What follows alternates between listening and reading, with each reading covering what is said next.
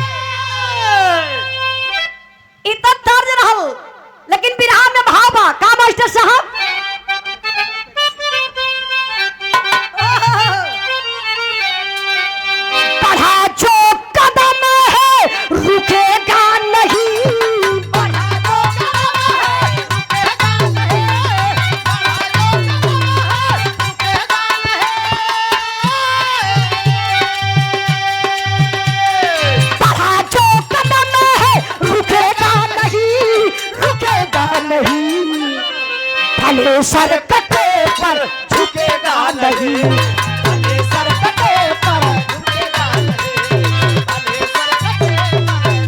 शिया बहादुर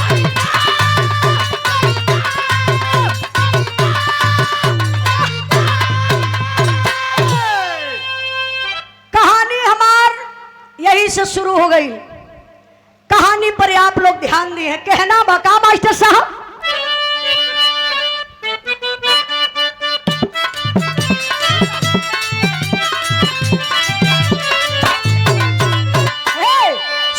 जंग पे जो वीर लड़ने आता है, साथी जंग पे जो वीर लड़ने आता है, आपका चेहरा अपने शीश पर सजाता है।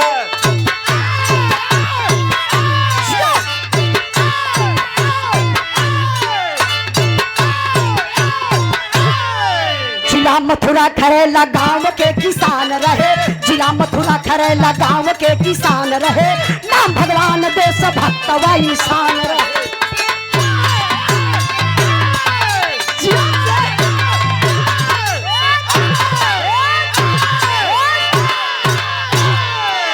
पैसा है इंद्राज भाई, आज मन करत है ये अपने तरफ से चच्चा आज हम देते ला। अच्छा लगल कुछ पॉइंट तोहार 50 टका में महीनों में तब का हुई 150 के मिल रहा का। अरे अहिरे का खून है, अहिर अहिरे का जहाँ कहा जाला ना, अहिर जब जब धरती पर अत्याचार भयल तब तब अहिरन के अवतार भयल। अहिरन के बारे में बहन बहुत कम लोगन के जानकारी बा। अगर घुसियाई के ये तो बताओ तो नहीं आप ना। हेलो सरदार जी वाली बतिया दांते काट लो ना, दोनों दंतवे टूट गए। हंस के वही मुखर गए। अच्छा आहिर रहला ना, आहिरन के बारे में बतौली कि कम लोगन के जानकारी बा। सरदार जी दांते से काट लेना, दोनों दंतवा में चिपक गए। हाँ अब तू कह सकला। अच्छा आहिर अगर गरमाई के घुसियाई के अब मार दे भैंसी के एक के हुनी तो डायरेक्ट दूध देवे शुरू कर देनी।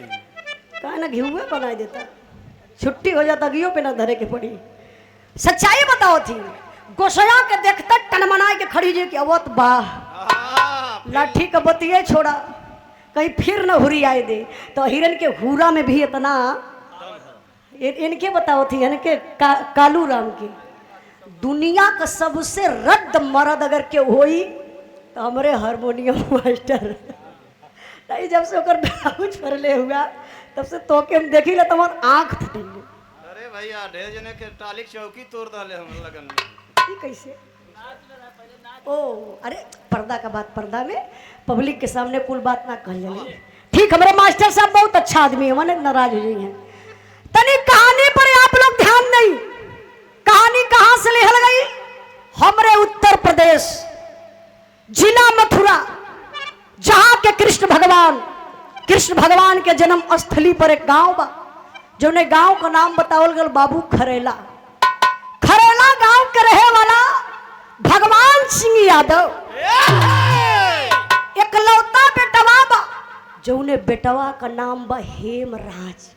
मन में बड़ा उमंग बा, हई मानव तन मिलल बा, बाबू जवानी बा, देश से बड़ा प्रेम बा, मन करत बा पढ़ाई पूरा भइल देश से लगाओ। एकलौता बेटा हेमराज करत का हुआ मास्टर साहब एक लाइन तर्ज लगल बा।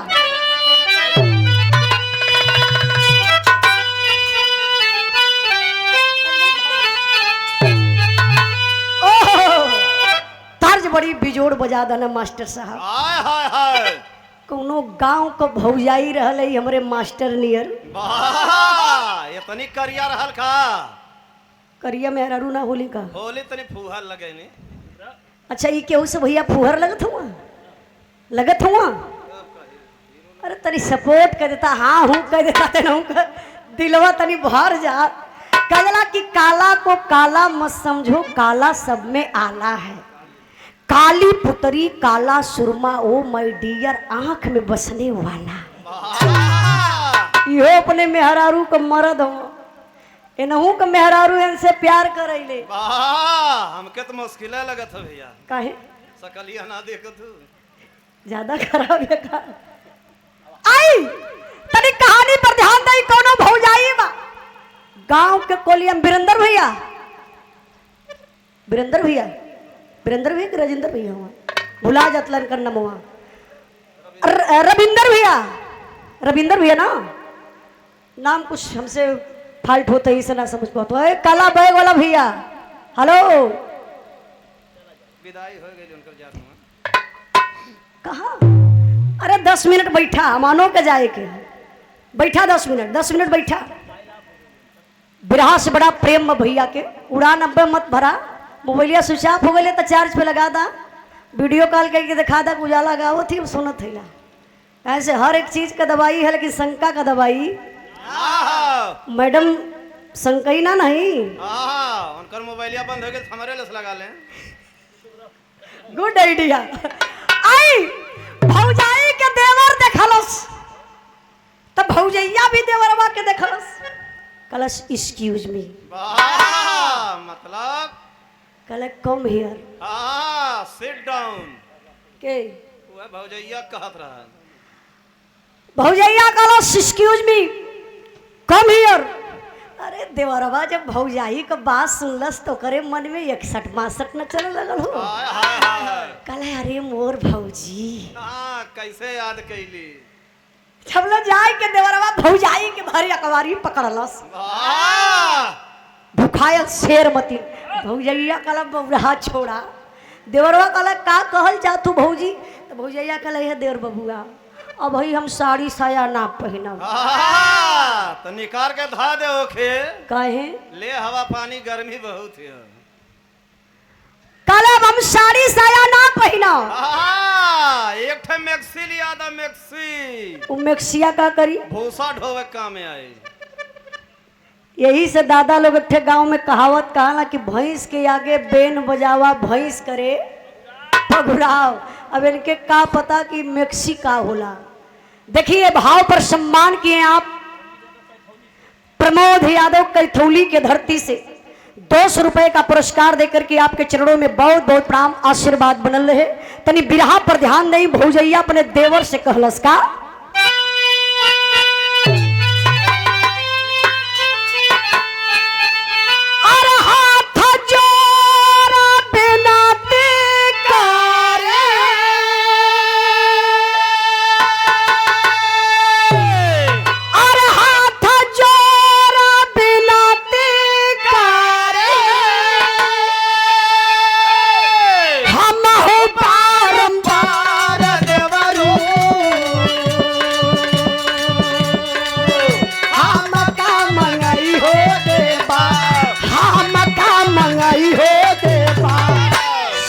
सालवार देवरू हम का मंगई हो देवा।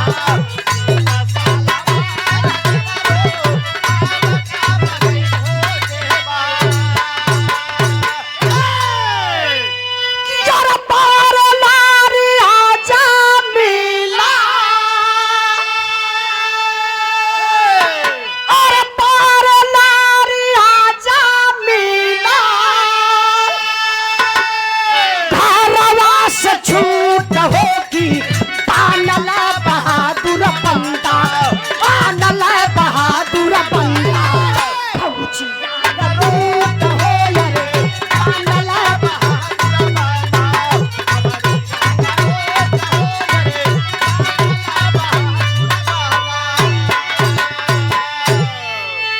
अरे जाइला भवनवा फौजी भारती सजाई के,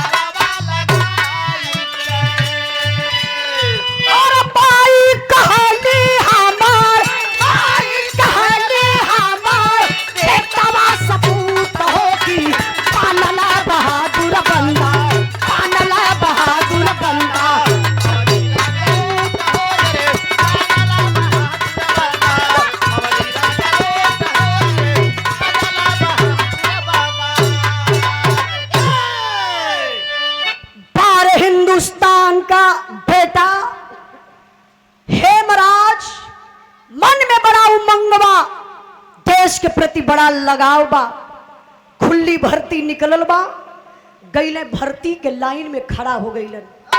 वो दुनिया के मालिक का देखा इच्छा पूरा कर दहलन। हेमराज फौजी जवान बन गईलन। कहानी शॉर्ट में समझी, ट्रेनिंग पर गईलन हेमराज, घरे अइलन, वही में हेमराज का बियाह भी हो गल। अच्छा देखी फौजी जवान जेबा 24 कैरेट सोना होला। लड़का आम नौकरी करत रही तो लोग देखोइया जब शादी उदी के लिए अगुआ वलन तो तमाम प्रकार, भैया फिर बढ़त है आपका हारन, थोड़ा कम करा हारन, कैसे बढ़े जाता अपने मन ना।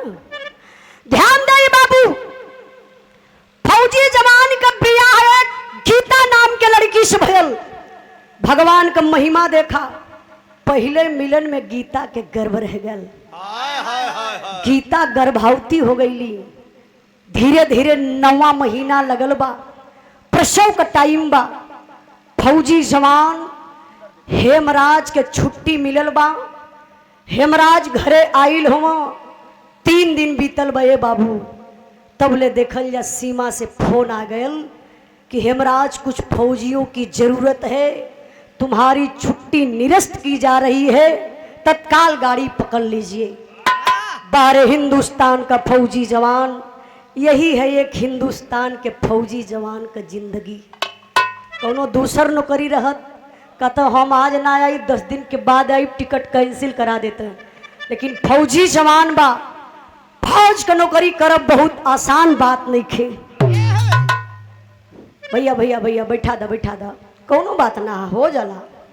चाचा हम प्रेम से बैठावा, कुर्सी सरक गई है, कोनो बात ना। चाचा फिर से बैठ जा, बिरहा पर ध्यान दो। इसे बिरहा बहुत ध्यान से सुनत रहा है। बिरहा में तर्ज बड़ी बिजोड़ लगल बा। तर्ज कौन बा मालिक?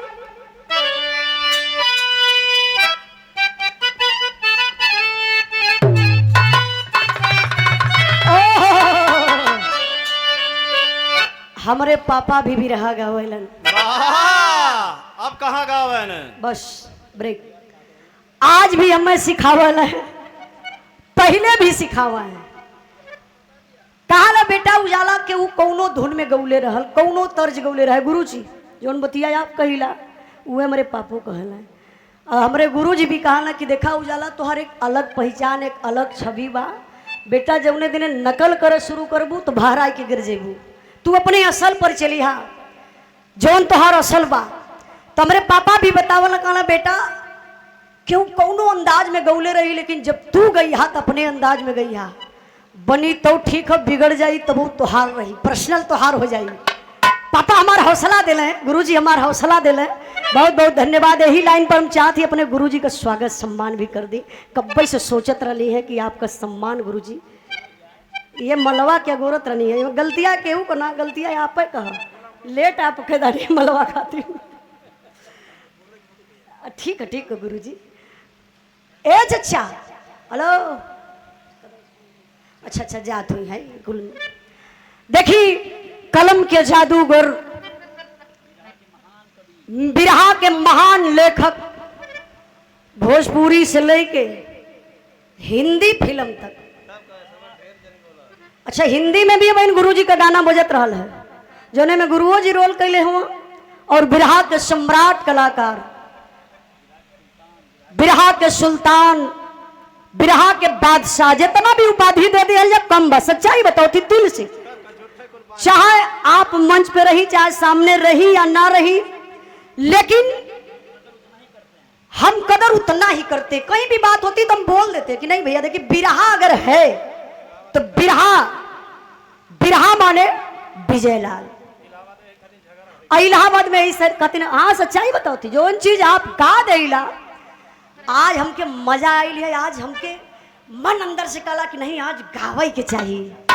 अच्छा रोज बिरहा हो जाले, लेकिन वो मजा ना होले। ये गलती आप करीला, वो समझते हो या आप हम ऐसे ज्यादा कुछ ना वो आप खुद करा नहीं है। तो चलिए, लेकिन चलिए कुछ भी हो आपका आशीर्वाद बा, ये पूरे परिवार का आशीर्वाद उजाला यादव पे बा, तब आज उजाला यहाँ ही।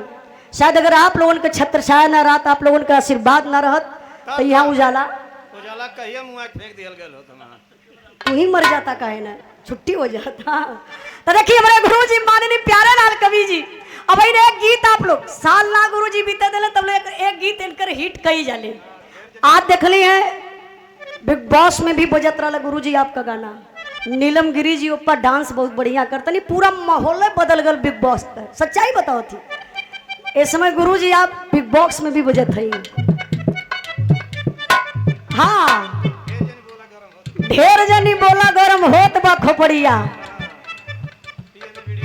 पिए में पीढ़ी जार देलू महंग महंग सड़िया। इसमें पूरा धूम मचौले बा। साड़ी फूंकत हुआ गुरुजी।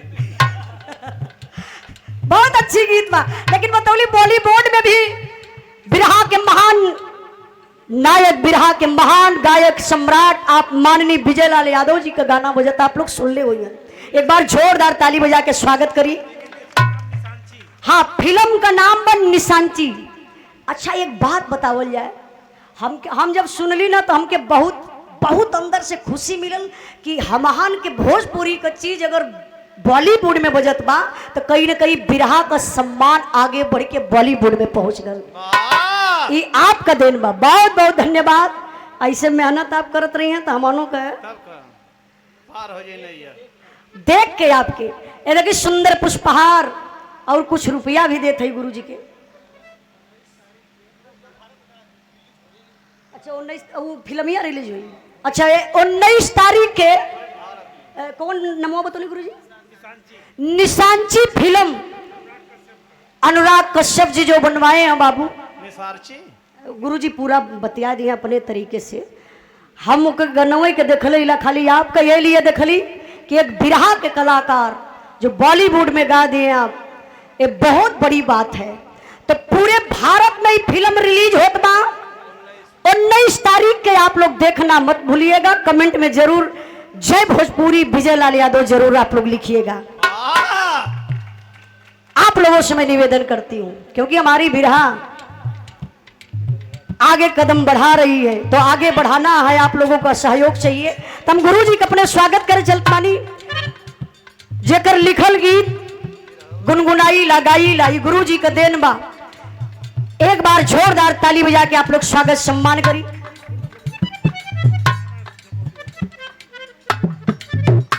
हम चाहत बानी कि 2 शब्द गुरु जी से कुछ बोलवा दे, है ना। गुरु जी का वजिया सुने के मिल जाला तो कितना जने के यूट्यूब पर देखी ला तो लिखल कि वाह बिरहा के महान लेखक प्यारे लाल कवि जैसा कोई कभी नहीं। लोग लिखते हैं, हम लोग देखते हैं कमेंट आप लोगों का। हम चाहते 2 शब्द गुरु जी बोल दिए, उसके बाद हम वही से फिर बिरहा उठा ले। आप लोग कहानी भुला मत जाई, कहानी आप लोगों से फिर हम पूछब, याद करके आप लोग रख ले रही हैं। आइए गुरु जी।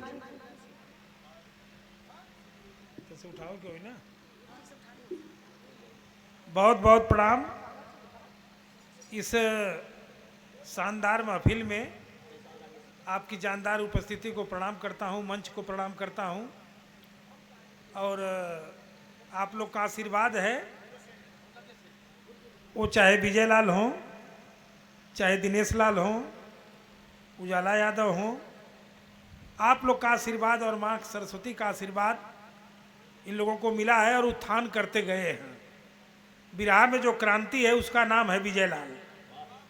बिरहा में जो उत्थान है उसका नाम है विजय लाल। बिरहा में जो परिवर्तन है उसका नाम है विजय लाल। और बिरहा में सभ्य रूप से, शालीनता रूप से, सरलता रूप से अगर कोई गाने वाली है तो उसका नाम है उजाला यादव। न कोई नृत्य है, न कोई नाज है, न कोई नखरा है। अपनी बात को भली भांत आप लोगों के दिल और दिमाग में डाल देने वाली गायिका का नाम है उजाला यादव। तो हम चाहेंगे कि इसी तरह से आप लोगों का आशीर्वाद बना रहे।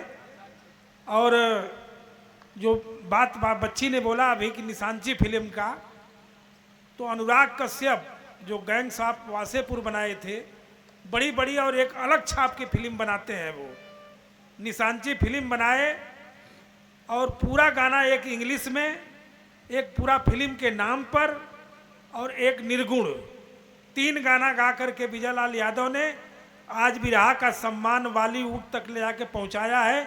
इसके शुक्रगुजार हम आप लोगों के ही, आप लोगों की देन है। और 19 तारीख को ये फिल्म रिलीज हो रही है। अपने अपने सिनेमा घरों में आप लोग जा करके इसको देखिएगा और कमेंट करिएगा। और गायक उजाला यादव को और विजय लाल यादव को आशीर्वाद दीजिएगा। माँ सरस्वती से भी प्रार्थना करूंगा कि आप लोगों को आशीर्वाद मिलता रहे। हम सौभाग्यशाली हैं जो कि आप लोग हमारे गायक हैं। चाहे अपनाऊ के मंगली है, हम तो पहले मांग ले आशीर्वाद। कितना भाग्यशाली है कि विजय लाल यादव हमारे पहलू में हुआ, उजाला यादव हमारे पहलू में है, दिनेश लाल यादव पहलू में हुआ, खेसारी लाल यादव पहलू में हुआ, पवन सिंह पहलू में हुआ। अब ऐसे बड़ी यार बात का हो सकेले। इस सब आप लोग के आशीर्वाद का देन है। बहुत बहुत धन्यवाद।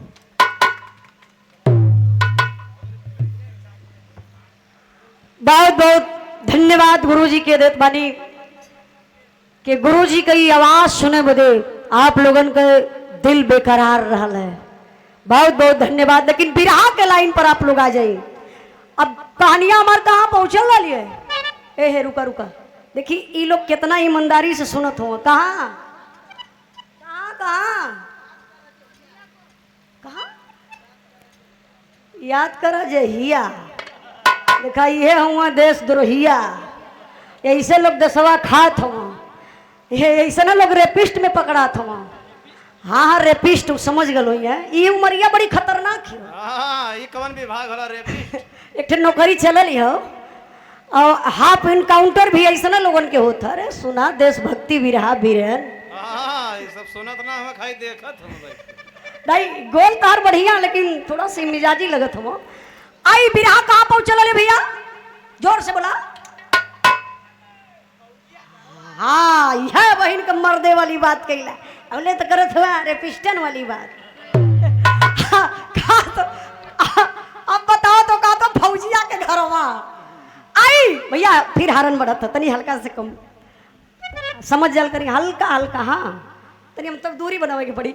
बिरहा पर ध्यान दे। बिरहा में वह तर्ज लगल बा जौने तर्ज के स्वर्गीय राम गुरु अपने अंदाज में गावत रहलन। लेकिन ये हमार अंदाज बा। कैसे मास्टर साहब?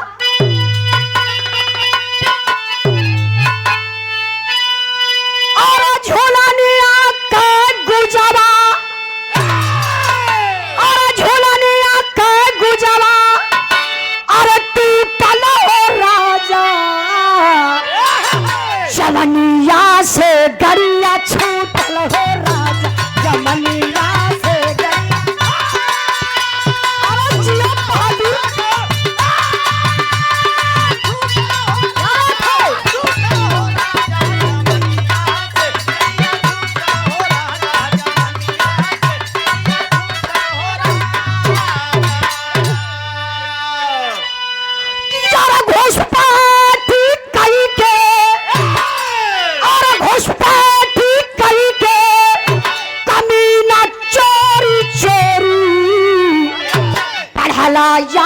हमारे सरहद की ओरी पढ़ला हमारे सरहद की ओरी।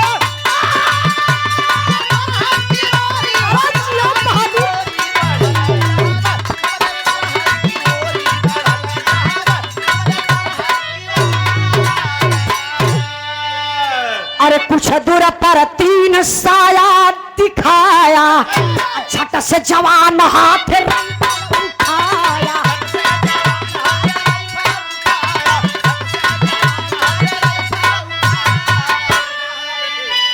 और दुश्मन हटा पीछे और दुश्मन हटा पीछे जगुरी बरोरी पढ़ला याद हल्की बोली।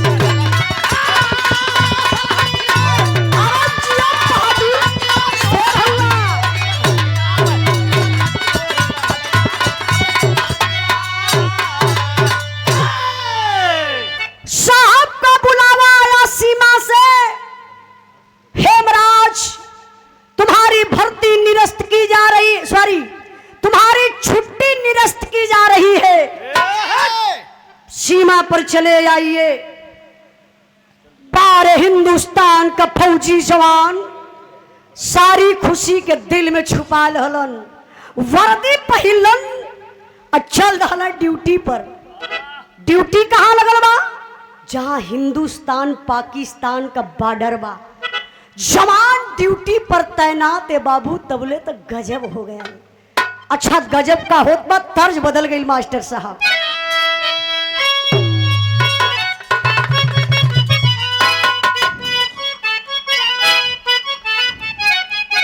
बहुत बहुत आप लोगों के भी धन्यवाद। हमार माई बहन लोग भी हौसला बढ़ावे बदे बैठल है। बहन का मान नजर आप लोगों की तरफ पहुंचल है। दिल से बहुत बहुत धन्यवाद। ऐसे बैठल हो बैठल रहा। चारे लोगन भारी हो सब पे।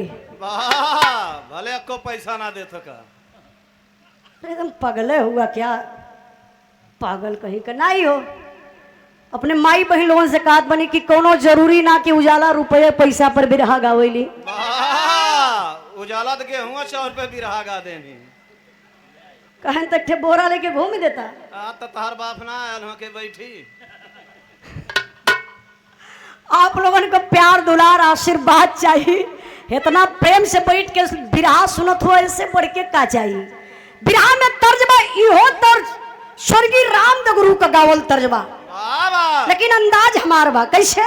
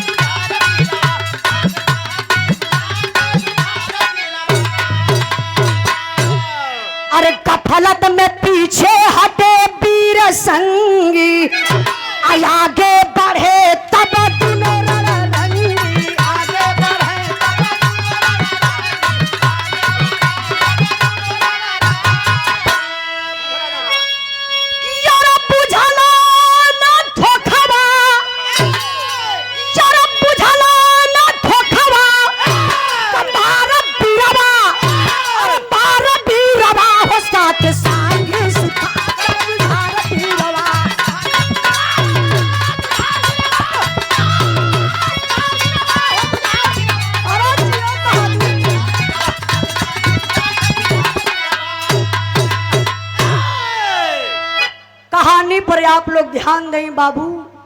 हिंदुस्तान के फौजी जवान जेकर नाम हेमराज और सुधाकर बतावल गल, दोनों जवान ड्यूटी पर तैनात। जनवरी का महीना, चारों तरफ कुहरा छौले बा, अंधेरा बा। कुहरवा में देखा ला लोग ना, इतना दूरिये पर ना दिखाई। आई पपियवा पाकिस्तानिया कटीला तार काट के हमरे हिंदुस्तान में प्रवेश कर गल हुआ। एक झाड़ में छुप करके आड़ से निशाना साध करके बाबू तैनात हैं। 12 हिंदुस्तान का फौजी जवान हेमराज सुधाकर कदम आगे बढ़ावत हुआ। तबले तो पपियवा से घात कदल है बाबू, वही झाड़ से गोली चलाना शुरू करते हैं। दुश्मनों की सनसनाती हुई गोली आई, हेमराज और सुधाकर के पैर में गोली लगती है। वो पापी पाकिस्तानी सीने में भी गोली मार सकते थे, सर में भी गोली मार सकते थे, लेकिन जानबूझ करके वो पैर में गोली मारे। क्यों? इसलिए पैर में गोली मारे कि हमें हिंदुस्तान का जिंदा फौजी मिलेगा, हम हिंदुस्तान का राज पूछेंगे, हिंदुस्तान पर हम हमला करेंगे। अभी पपियवा सु कैलन का गोली मार के पैर में, और दोनों जवानन के घायल अवस्था में लेकर के सीमा पार करके बाबू अपने पाकिस्तान सीमा में चल गईलन। आमने सामने 2 खंभा था, एक खंभे में हेमराज को और दूसरे खंभे में सुधाकर को पपियवा गतर के बांध देहलन। एक पापी पाकिस्तानी जो काला ड्रेस में है, बड़ी बड़ी उसकी दाढ़ी है, लंबे लंबे बाल, खून खार लाल लाल आंखें हैं, चमचमाती हुई तलवार लेकर आया और हेमराज के सामने खड़ा हो गया। सवाल कर दिया, बता दे हिंदुस्तान का राज, बचा ले अपनी जान को। 12 हिंदुस्तान का फौजी जवान, पैर में गोली लगी है लेकिन गरज कर बोला जवान, अरे दोगले की औलाद, हम उस देश के वासी है जिस देश पर गंगा बहती है। नहीं बताऊंगा रे साले हिंदुस्तान का राज, जो करना सो कर ले, मुझे जीने मरने का कोई गम नहीं है। ई पाकिस्तानिया पपियावा कलो सरे साला, इसको पता नहीं है ये हिंदुस्तान नहीं है, ये पाकिस्तान है। पाकिस्तान तू हिंदुस्तान की गंगा दिखा रहा है, तू क्या दिखाएगा रे हिंदुस्तान की गंगा? मैं दिखा देता हूं कि तेरे भारत की गंगा कैसे बहती है। भैया हो, पपियवा खींच के तलवरिया चलौलस, हेमराज के यह दहिनी बहिया काटी लहलस। शरीर का बैलेंस ऐसे झुकल, ऐसे खून छर छर छर छर वही जमीन पर पौटत बा। पपियवा कलश देख ले, ये तेरे हिंदुस्तान का राज, अगर बता दिया होता तो कस्तई तेरे साथ मैं ऐसा नहीं करता। ये तने कही के बाबू लेके तलवरिया हो भैया सुधाकर के तरफ चलल पपियवा, खंभे में बधी हुई शरीर। देश का फौजी जवान वो क्या कर सकता है?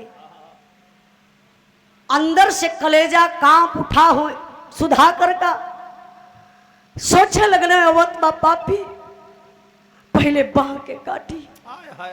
सुधाकर कहला भैया भैया मेरी बाह को मत काटना, मैं तुझे हिंदुस्तान का राज बता दूंगा। ई बतिया हेमराज सुनत रहलन, पैर में गोली लगल बा, बाह कटल बा, लेकिन गरज कर जवान बोला, ना ना रे भाई सुधाकर ना, तुझे झंडे तिरंगे की कसम, तुझे तेरी वर्दी की कसम, तुझे धरती माँ की कसम, ये एक भी हिंदुस्तान का राज मत बताना रे पगला, जान तो अकेली जाएगी। हिंदुस्तान और हिंदुस्तान के लोग तो सुरक्षित रहेंगे। हाय हाय हाय हाय। तबले ही पापी पाकिस्तानिया समझ गए और डर रहा है, हिंदुस्तान का राज बताएगा जरूर। दौड़ के पपियवा पहुंचल पाकिस्तानिया, वही सुधाकर के मुहवा तर अपन कनवा लगौलस, पता हिंदुस्तान का राज।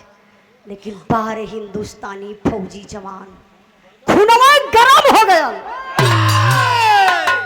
लेकिन जवान का कर सकेला, शरीरिया तो खंभा में बांधल बा, लेकिन है हिंदुस्तान का फौजी जवान खेखार के ओ पपियवा के मुहवा पर कला थू ले। यही है मेरे हिंदुस्तान का राज, अब जो करना सो कर ले। ई पपियवा कला सरे साला, इतनी बड़ी हिम्मत। साला उससे पूछा हिंदुस्तान की गंगा दिखाया, साला तुमसे पूछ रहा हूं, अरे मेरे मुंह पर थूक दिया रे। ले ले मेरे हाथ से गिफ्ट। खींच के बाबू पपियवा तलवार चलौलस हो भैया, सुधाकर का गर्दनिया ही काट लहलस।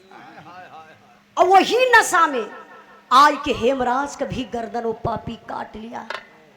इतना ही नहीं, आप लोग सोशल मीडिया के माध्यम से आप लोग जरूर देखे होंगे, ये कोई काल्पनिक कहानी नहीं है। उजन तलवरिया बा उ तलवरिया पपियवा गर्दनवा कटले के बाद आई सीनवा में भोंक दहलस, आ खड़े खड़े पेटवा चीर दहलस। पेटवा चीर के जो पेट का सारा सिस्टम हो निकाल के पहरे फेंक दहलस, पेटवा के खुखा बना दहलस। एक भयंकर बम हेमराज के पेट में, एक दूसरा भयंकर बम सुधाकर के पेट में रख दलस। बाबू सिलाई कई के वर्दिया पहनाई के हई गर्दनवा अपने पाकिस्तान में रख ललस, यही से हई शरीरिया ले आई के हिंदुस्तान सीमा में कदलन। अब सीमा पे खलबली मचलबा, दो जवान गायब, पता नहीं चल रहा। कई दिन बीत गया, जब हमारे हिंदुस्तान के जवान कुछ जाते हैं झाड़ी के तरफ, तो दोनों जवानों का पैर पहले देखते हैं। जानते हैं वो किस लिए बम रखे थे? इसलिए वो पापी सब बम रखे थे कि हिंदुस्तान के जवान जब जाएंगे लाश के पास, छेड़छाड़ करेंगे, उठाएंगे तो विस्फोट हो जाएगा। आसपास जितने हिंदुस्तान के जवान रहेंगे सारे जवान मारे जाएंगे इस बम के माध्यम से। इसलिए वो पापी सब बम रखे थे। जब हिंदुस्तान के जवान जाते हैं उधर, दोनों जवानों का पैर देखते हैं तो अवाक हो जाते, अरे यार ये दो जवान झाड़ी में लेटे हुए। थोड़ा करीब में गए बाबू तो पेट काफी ऊंचाई ले सुजल बा, बाह कटल बा, गर्दन का पता है ना। फौजी जवान कदम पीछे हटा लेना, कहना दाल में कुछ काला है, खतरे से खाली नहीं हम लोग। चेकअप करने वाली मशीन आई, अगर वो जवान उठा लेते तो खतरा हो जाता, विस्फोट हो जाता, वो जवान मारे जाते। लेकिन चेकअप करने वाली मशीन आई तो चेकअप करने पर पता चला कि दोनों जवानन के पेट में जिंदा बम बा। वो बम के सुरक्षित निकालल गल। लसिया ले जाए के बाबू फौजी जवान सब कैंप में ले जाए के लसिया गमी मनावत हो। यहाँ का बात छोड़ल जाए, तनी से आप लोग दिमकवा वहाँ लेके चला मथुरा में। हेमराज का दुल्हीन गीता स्नान कई के बाबू श्रृंगार करे बैठल ही। अब हमारे बिरहा में वीर रस, बिरहा में करुण रस का भाव लगल बा। तब लोग दुनिया का मालिक गजब कदहलन, एक ठे असगुन दिखा दलन। असगुन का बा, आई मास्टर साहब।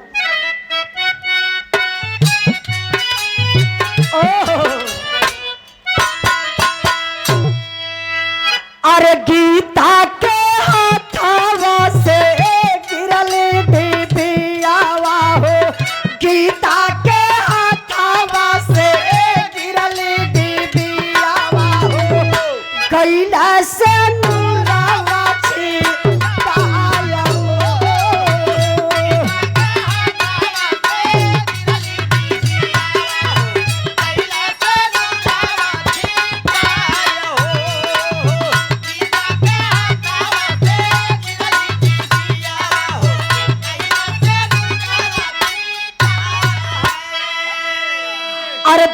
कैसे करे जा कैला कपल शरीरिया हो बाजल मोबाइल आए सीमा से खबरिया हो कापत के एल्लो एल्लो बोल दुल्हनिया हो कापत के एल्लो एल्लो बोल दुल्हनिया हो तनिको या बजिया नाची आया हो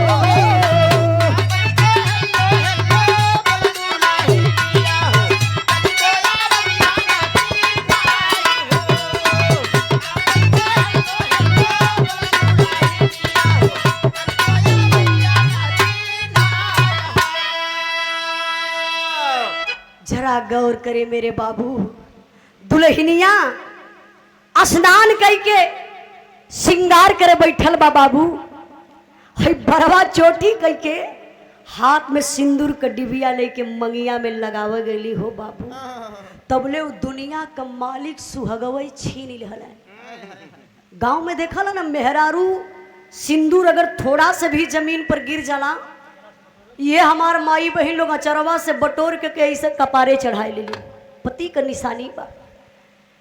अब बेचारी जैसे ही सेनुरा का डिबियावा लेके मंगिया में सेनुरा डाले गई गीता अचानक शरीर कांप उठल सिंदूर का डिबिया वही जमीन पर गिरल पूरा सिंदूरवा छिटाए गयल। दुल्हनिया कलेजा पे हाथ रखलस मालिक से विनती करत बहे दुनिया के मालिक हमरे सोनू के पापा पर कौनो आफत विपत ना आवे मालिक यसगुन कैसन जनात बा हमार सोनू का पापा जहाँ रहे सुरक्षित रहे। इतने में बाबू हो सीमा से फोन आए गया लेकिन नंबर चेंज बा। दुल्हनिया के शंका भइल कि लगत बा सोनू का पापा कई दिन के बाद फोन आज कैलन है नंबर चेंज करके कैलन है। तो दुल्हनिया जब फोनवा उठौली गीता पहला वर्ड बोलत थी हेलो सोनू के पापा। सीमा से आवाज आई नहीं नहीं मैं सोनू का पापा नहीं हूँ। हाँ तो आप कौन हैं? मैं हेमराज फौजी का मेजर बोल रहा हूँ। क्या ये फोन हेमराज फौजी के घर लगा है? हाँ जी सर जी। आप कौन? सर मैं उनकी मैडम गीता बोल रही हूँ उनकी धर्म पत्नी। अच्छा बेटा एक बात बताओ परिवार में कोई और है क्या? गीता बोली हाँ सर है ना। मेजर साहब बोले बेटा किसी और को फोन दीजिए। गीता कहली कि फिलहाल इस समय तो मैं ही घर में हूँ सर। बोलिए ना क्या बात है? एक बात बोलूँ सर? मेजर साहब बोले हाँ बेटा बोलो। कहली कई दिन हो गया सोनू के पापा से बात नहीं हो पा रही है प्लीज सर एक बार सोनू के पापा से बात करवा दीजिए। मेजर साहब का शरीर अंदर से कांप उठल। ये दुल्हन पति के इंतजार में है। कैसे मैं ये बता दूं कि तुम्हारा पति शहीद हो गया और शायद मैं बता दे रहा हूं तो कहीं न कहीं दुल्हन की भी अचानक मौत हो सकती है। मेजर साहब बतिये बदल दल बाबू। देखा वही फोनवा पर बतावत हुआ गीता के। अच्छा बतावत कहूँ तनी से आप लोग विचार करी हैं। यही करुण के भाव पर सम्मान कैलन बड़का भैया ब्रजेश यादव कर्नल भैया 100 रुपए का पुरस्कार भैया के चरणों में बहुत बहुत प्रणाम। और 500 रुपए का पुरस्कार जादूगर शहंशाह आपका बिरहा। अच्छा हमारे बिरहा के आप फैन हैं शहंशाह जादूगर जिनका जादू शो श्री टाकिस मऊ शहर में चल रहा है। आप लोगों से निवेदन मैं करती हूँ कि आप लोग जरूर जाइएगा। एक कला है बिना कंत कामिन कलबे कामिन बिन कल्पे कंत लचार कलाकार का हे के कल्पे जकरे हाथे हुनर अपार। कलाकारों का कला देखना चाहिए हौसला बढ़ाना चाहिए। बहुत बहुत जादूगर भैया के चरणों में प्रणाम। ये 500 रुपए का पुरस्कार 1 करोड़ के भाव पर आप लोग हुआ का। अच्छा बहुत बहुत धन्यवाद। आई तनी बिरहा हमार करोड़ में बा। ये 51 रुपए का पुरस्कार यादव सेना जिला प्रभारी जनार्दन पहलवान पहाड़पुर के धरती से हमारे बड़े भैया जी की तरफ से 1 करोड़ के भाव पर 51 रुपए का पुरस्कार आपके चरणों में बहुत बहुत प्रणाम। तनी बिरहा पर ध्यान दें। मेजर साहब वही फोनवा पर गीता से बतावत हो बतिया घुमाई के का बताऊलन।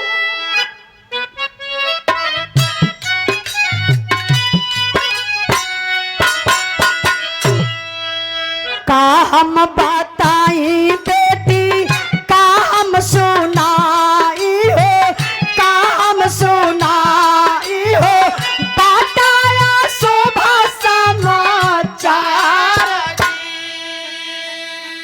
बज्जर करे जा कई के सुनला खबरिया, अरे सुनला खबरिया हो, लुट गए दुनिया तो हथवा से फोनवा छुट के गिरल जमीनिया पर, गिरल जमीनिया पर, गीता रोवलिया सुगा। गौर करे बाबू, मेजर साहब उसी फोन पर बता रहे गीता, क्या बताऊं बेटा, सबसे पहले तुम अपने दिल को मना लो। गीता काली सर क्या बात कर रहे हैं आप, मजाक कर रहे हैं क्या? अरे मैं एक फौजी जवान की बीबी हूं, मजाक मत करिए सर, मेरे सोनू के पापा से बात करवाइए प्लीज सर। मेजर साहब बोले सुनो बेटा, सुनो सुनो मेरी बात, गुस्सा मत करो। हाँ सर बोलिए ना। बेटा जिस पति का इंतजार कर रही हो, तुम्हारा पति वीर था, बहादुर था, देश के काम आ गया, शहीद हो गया। अरे बाप रे बप्पा, जब दुल्हनिया शहीद शब्द सुनलस हो, करेजवा में तीर नियर धस गया, जैसे कटल पेड़ गिरे, अरराय को ही अंगना में बेचारी गीता गिरल, जोर जोर से रोवत बा। पिताजी बहरवा ब्रश करत रहलन दतुअन, आवाज जब अंगना का गई रोवाई का गीता का, तबले बाबूजी भागल भागल बहरवा से घरवा में अइलन। अंगना में देखत हो बहू रोवत बा, मोबाइल उतना दूर पर बा, जाई के फोनवा उठा लला पिताजी, ओई फोनवा पे डांटत हो, जानत हो का समझल, सोचत हो हमार बेटुआ हेमराज बा, तब पिताजी डांटत हो, कहले बेटा खरे हेमराज, करे पगला का कह डाले बहू के रे, देख सुबेरे सुबेरे वो अंगना में गिर के रोवत, बोल का काले। सीमा से आवाज आई, पिताजी मैं हेमराज नहीं हूँ। हाँ तो आप कौन है? मैं हेमराज फौजी का मेजर बोल रहा हूँ सर। पिताजी आपका बेटा इस दुनिया में नहीं रहा, शहीद हो गया। अरे बाप रे बप्पा, शहीद शब्द, बाप हुआ पहाड़ जैसन छाती बा, अंदर से तब कलेजा कांपत बा, लेकिन बहरे से बड़ा धैर्य बनौले हुआ। टोला मोहल्ला में चर्चा हो गई, सब लोग जान गए हेमराज शहीद हो गई, दुबारे सब भीड़ लगा दले बा। अब यार का बात यही छोड़ल जा, अब तनी से दिमाग आप लोग लेके वहां चल जा जहां हिंदुस्तान के फौजी जवानन का लसिया कैंप में रखल बा, वहां का होत बा मास्टर साहब। अब अल्लाह लगा दा।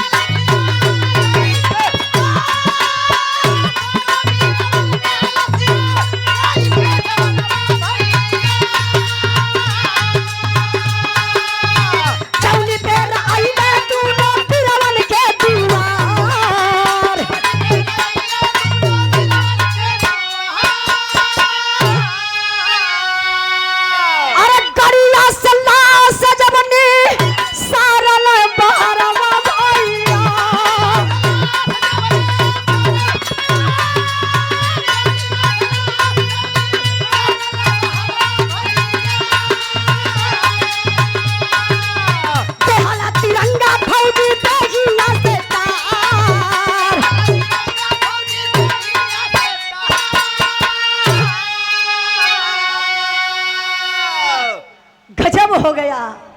दोनों जवानन का लसिया झंडा तिरंगा में लपेट के ताबूत में रख के बाबू, जब दोनों जवानन के घरे लाश आईल, ताबूत खोलायल, अब लसिया पहचाने में ना आवत बा। आप लोग भी इंसान हैं, इंसान का पहचान कौना चीज से बा?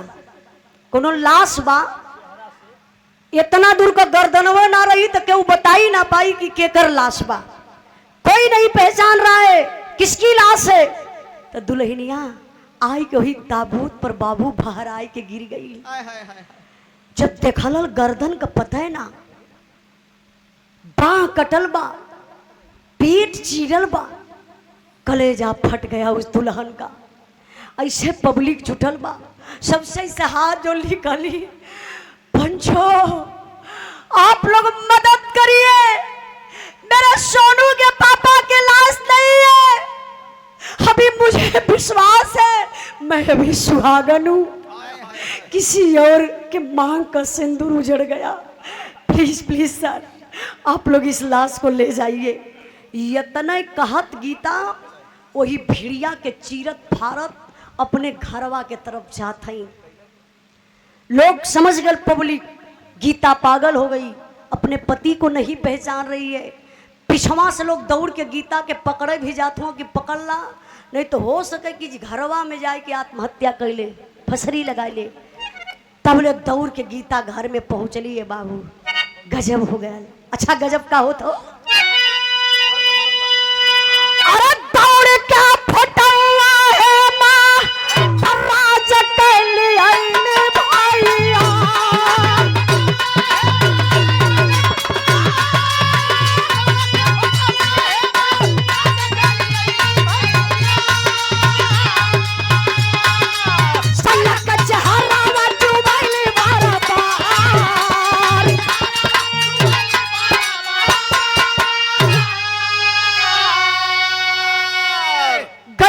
हो गल हिंदुस्तान का नारी बा, हिंदुस्तान का परंपरा बा।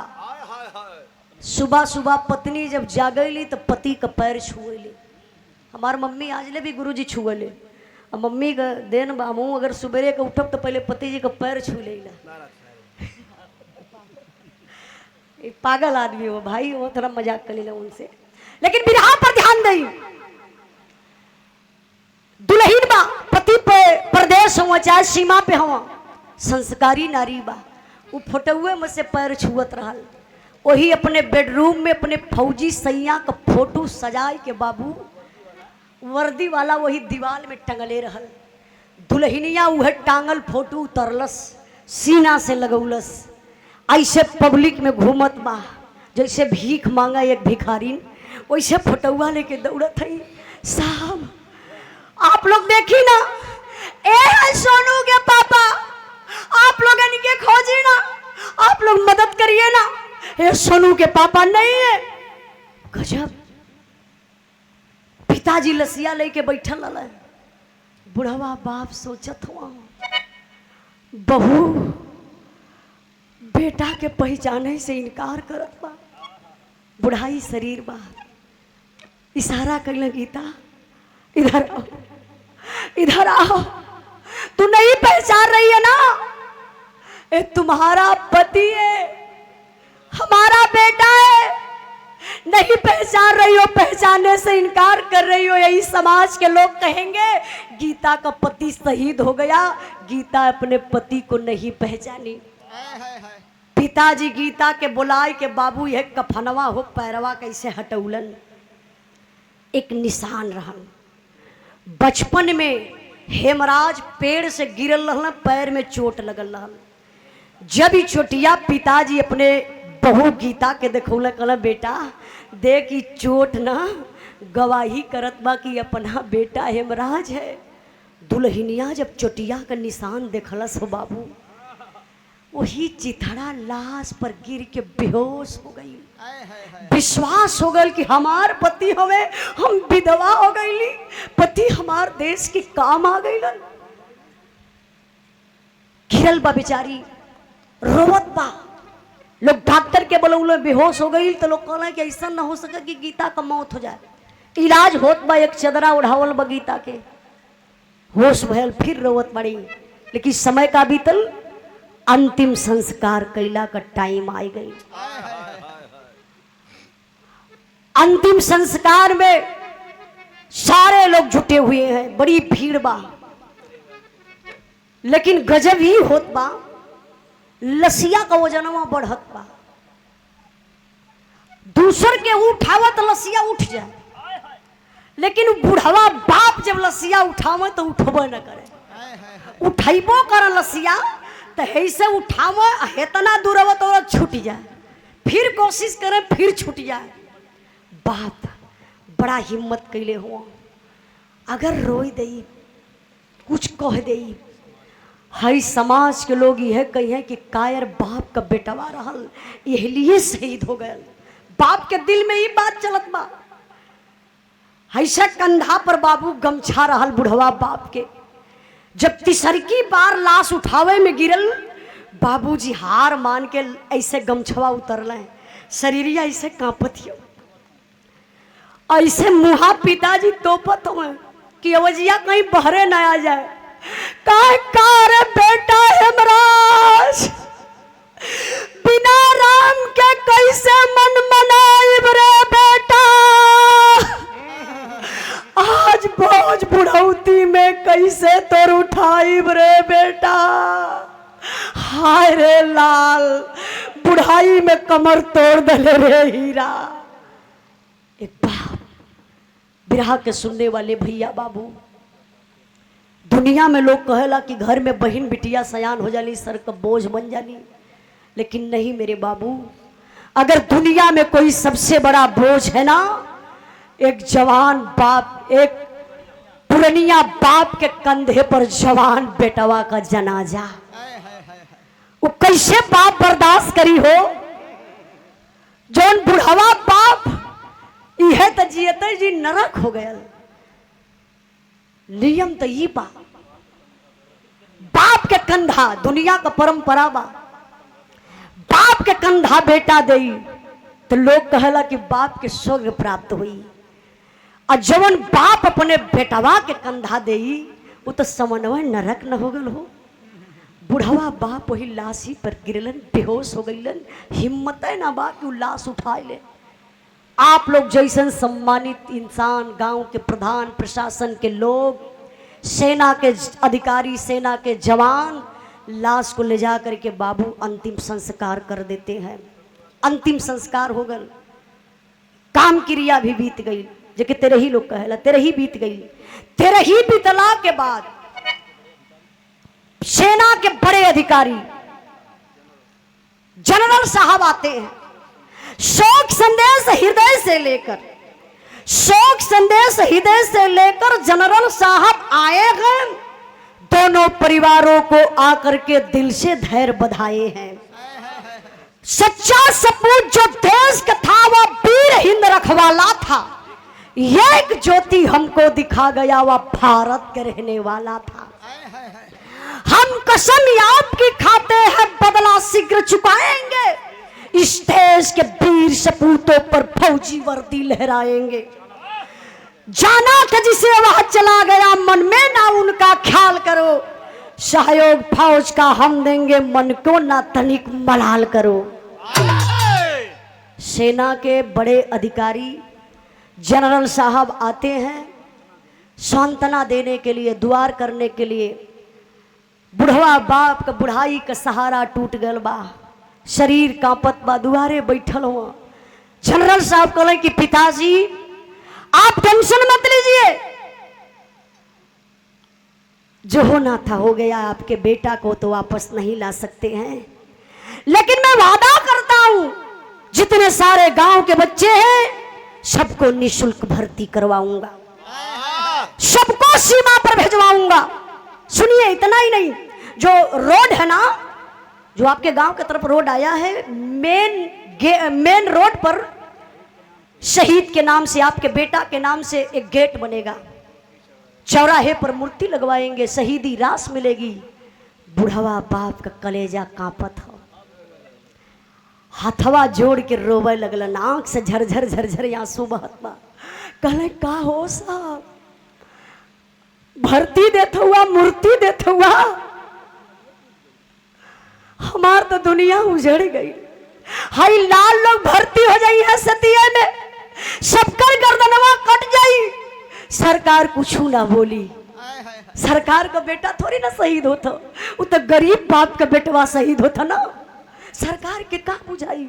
हे साहब ना चाहिए अरती, ना चाहिए भर्ती, ना चाहिए मूर्ति, अगर कुछ देवे के बाद तो एक चीज देता।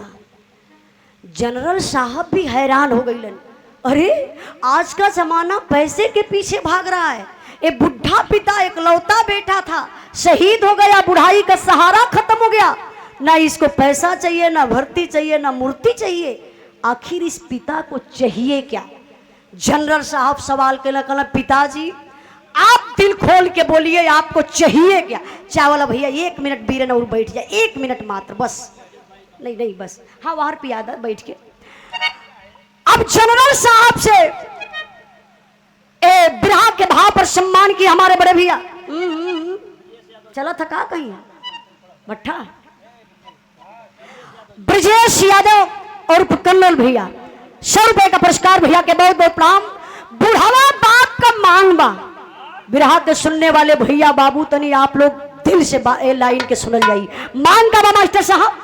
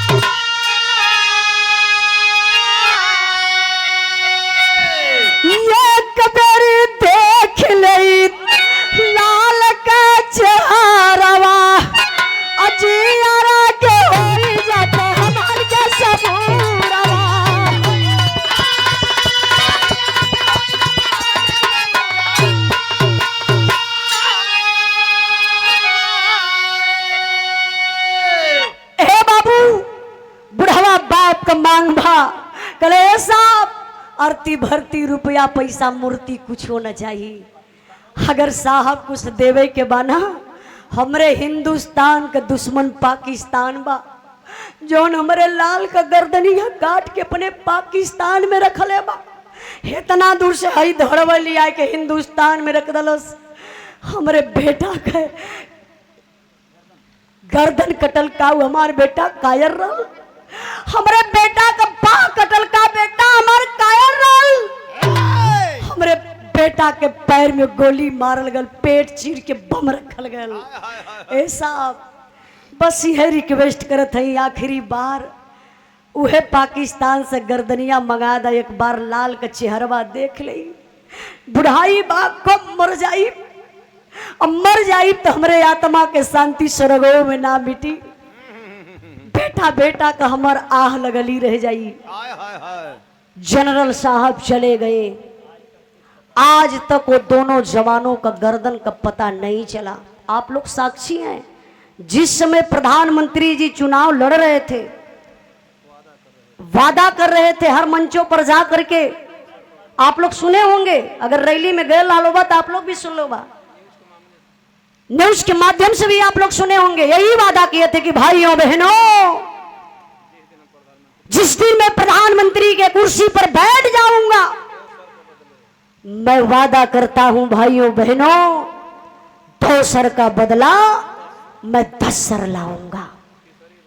तीसरी बार हो गई, अब वही गर्दन का कुछ पता ही ना चलल, दोनों जवानन का गर्दन कहां बा। मांग करिए ना, आप लोग सवाल करिए ना सरकार से, लेकिन कोई सवाल करने के लिए तैयार नहीं है, क्योंकि हमें फ्री में खाना है। फ्री में जब मिले तो सवाल काहे के करल जाई, और जो सवाल करियो के चौराहे पे गोली मारल जाई, जेल हो जाई। ए लिए बाबू आप लोगों से निवेदन करत बानी कि एक बात ध्यान से सुनी, हाँ भर्ती के होला, कौनो एमपी एमएलए पीएम सीएम का बेटा भर्ती नहीं होता है। जब भी भर्ती होता है तो एक गरीब बाप का बेटा, एक मजदूर का बेटा, एक किसान का बेटा जो भर्ती होकर के जाता है सीमा पर, सीमा का रक्षा करता है, देश को सुरक्षित रखता है और अपनी गर्दन को हंस करके बाबू कटवा लेता है।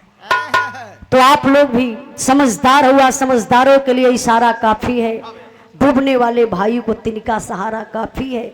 जो हमारी रक्षा करेगा हम उसी की इज्जत करेंगे, कदर करेंगे, उसी के बारे में सोचेंगे। ये समझदारों के लिए एक लाइन है।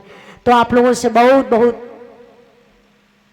आप लोगों के धन्यवाद देत बनी कि अब से आप लोग शायद अपन देश चेतवा देश चेतवा जरूर, अपने आप के भी चेतवा, एकता संगठन जरूर बनेबा, और जहां यूज करबा तो बढ़िया शहर यूज करबा। बिरहा का आखिरी लाइन बा, आखिरी भाव बा, कहना बा।